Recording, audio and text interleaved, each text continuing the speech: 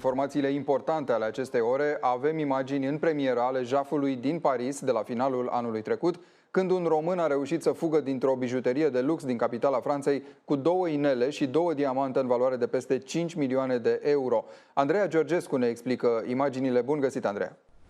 Bun găsit! Românul a petrecut mai puțin de 20 de minute în bijuteria de lux din Paris înainte de a reuși să plece cu pietrele în valoare de peste 5 milioane de euro. Și din aceste imagini reiese că timp de mai multe minute românul care a pozat în evaluator de bijuterii de lux a analizat respectivele pietre cu sprijinul unui angajat al acestei bijuterii. Se vede din imagini că în timp ce discută cu pretinsul evaluator, angajatul fie vorbește la telefon, fie vorbește cu alți colegi de-ai săi de la bijuteria de lux din Paris, timp în care românul analizează bijuteriile puse la dispoziție de angajat. Se vede în imagini cum în momentul în care pretinsul evaluator susține că este de acord cu achiziția celor 2 inele și 2 diamante, acestea sunt plasate într-o cutie. Ulterior însă, așa cum reiese din rechizitoriul trimis instanței de judecată, românul îi spune angajatului bijuteriei că nu are întreaga sumă de bani la dispoziție în acel moment pentru a cumpăra pietrele prețioase, însă în interval de câteva ore urmează să revină pentru a le cumpăra. În acel moment, cutia cu pietrele prețioase este împachetată în acest plic. Ulterior, plicul este sigilat folosindu-se bandă scotch.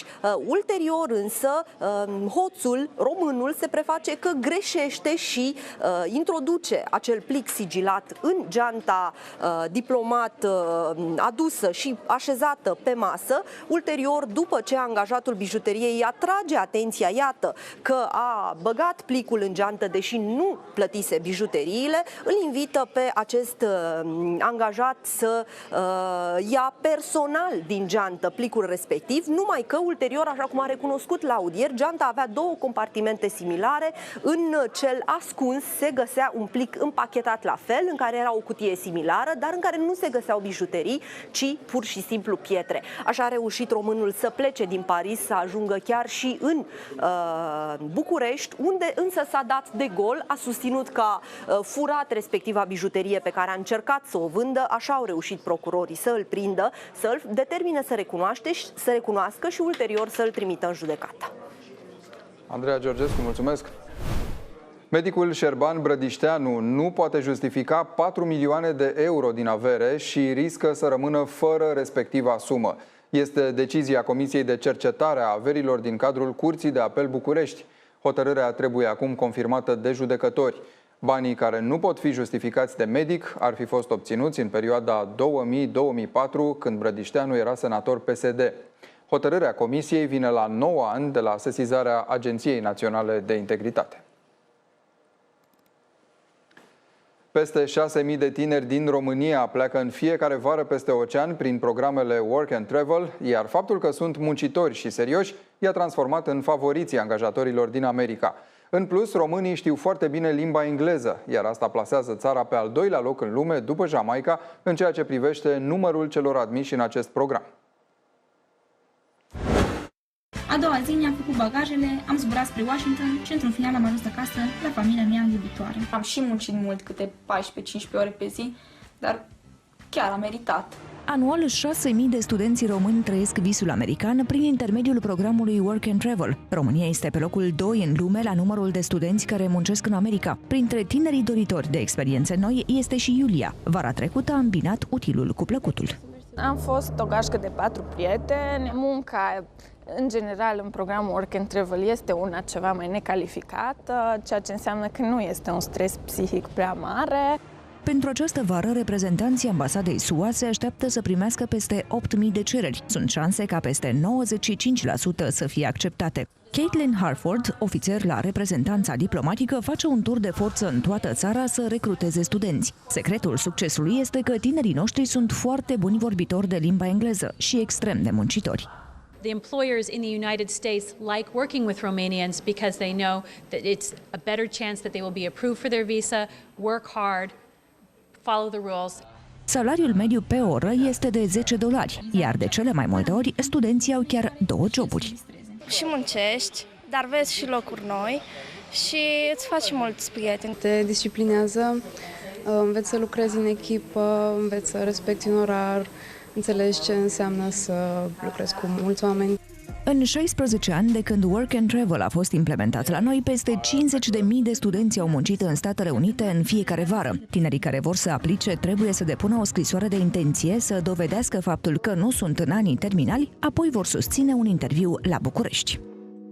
Este cea mai longevivă regină din istoria Marii Britanii și admirată de zeci de milioane de oameni, dar astfel de lucruri nu l-au impresionat deloc pe un puști. E vorba desigur de regina Elisabeta a II-a, care a participat la o ceremonie în memoria soldaților britanici. Mama unui copil a vrut să-i facă acestuia cunoștință cu suverana, dar s-a lovit de un refuz categoric. Micuțul s-a dat jos din brațele mamei sale, s-a întors cu spatele la regină și, la un moment dat, s-a așezat chiar pe jos. În fața unui asemenea refuz, Elisabeta a II-a nu a avut încotro și a renunțat la idee, plecând către mașină alături de prințul consort.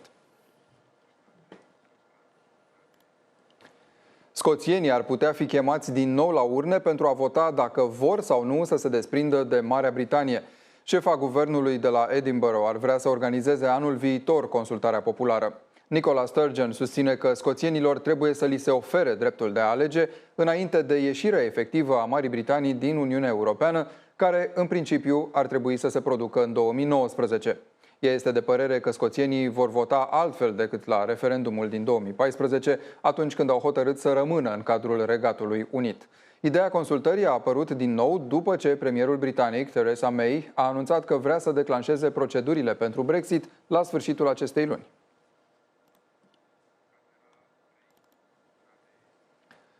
O licitație mai puțin obișnuită a avut loc în această săptămână în Franța. Au fost scoase la vânzare obiecte extrem de rare. Nu vorbim despre bijuterii sau lucrări de artă, ci despre fosile de dinozauri. Piesa de rezistență a colecției a fost un craniu de triceratops vechi de 75 de milioane de ani, pentru care un cumpărător, care și-a dorit să rămână anonim, a plătit 177.000 de euro. Cu un diametru de aproape 3 metri, această reminiscență a unei epoci de mult apuse și încă învăluite în mister a atras toate privirile la licitația organizată la Paris. Craniul de triceratops a fost adus tocmai din Statele Unite. A meritat efortul. S-a vândut cu 50.000 de euro peste prețul estimat. Une pièce retrouvée aux États-Unis, dans le Montana, reconstituée à partir de deux crânes distincts, car il est très difficile de trouver des fossiles intacts. Chiar dacă a fost centrul de interes al licitației, craniul de dinozaur nu a fost singurul exponat cu vechime. Un schelet intact de Pteranodon, o specie de reptile zburătoare care popula globul în urmă cu 78 de milioane de ani, a atras multe priviri curioase. La dernière fois que j'en ai vu galoper, c'était dans les films Jurassic Park. Alors c'est un peu plus prestigieux, amusant de les voir à Drou. C'est la vente dans son ensemble qui m'intéresse, voir ce qui part, à combien, quels sont les objets qui intéressent le plus, et revoir les objets une dernière fois également. A fost scos la vânzare și scheletul unui monstru marin lung de 9 metri. Fosila descoperită în Maroc a fost retrasă de la licitație după ce posibila ei înstrăinare a stârnit o adevărată controversă în statul nord-african. Este frumos și cald acum în cea mai mare parte a țării, dar de mâine vor fi tot mai multe ploi și temperaturile vor scădea. Ana Barbu ne spune mai multe despre schimbarea vremii chiar acum. Bună ziua și bun găsit! Mâine va ploua pe suprafețe mari în sudul și în estul țării, unde se vor cumula cantități semnificative de apă. Ploile locale vor fi doar în centru și nord-vest. Treptat vor apărea și ninsori sau lapovițe la munte, apoi în cursul nopții și în estul Transilvaniei și în subcarpații Moldovei. Vântul va sufla destul de tare în zona înaltă, în est, în sud-est, dar și în vestul țării. Iar în ceea ce privește temperaturile zilei de mâine, acestea vor oscila în general între 6 și 13 grade. Săptămâna se va încheia cu vreme mohorâtă și mai rece decât cea de până acum. În prima zi de weekend ploi vor mai fi, mai ales în sud-vest și nord-est, apoi acestea vor fi mai frecvente în regiunile din sud, centru și est. La munte va ninge, iar în estul Transilvaniei și în zona submontană din Moldova precipitațiile vor fi de toate felurile. Vântul rămâne să sufle destul de tare și va amplifica senzația de răcoare în regiunile estice. Urmează o zi ploioasă și pentru bucureșteni, totodată vântul va sufla cu putere, va slăbi în intensitate abia spre seară. Temperaturile vor fi cuprinse la orele prânzului între 8 și maximum 10 grade Celsius, iar în ceea ce privește presiunea, aceasta rămâne scăzută spre valori ceva mai puțin confortabile.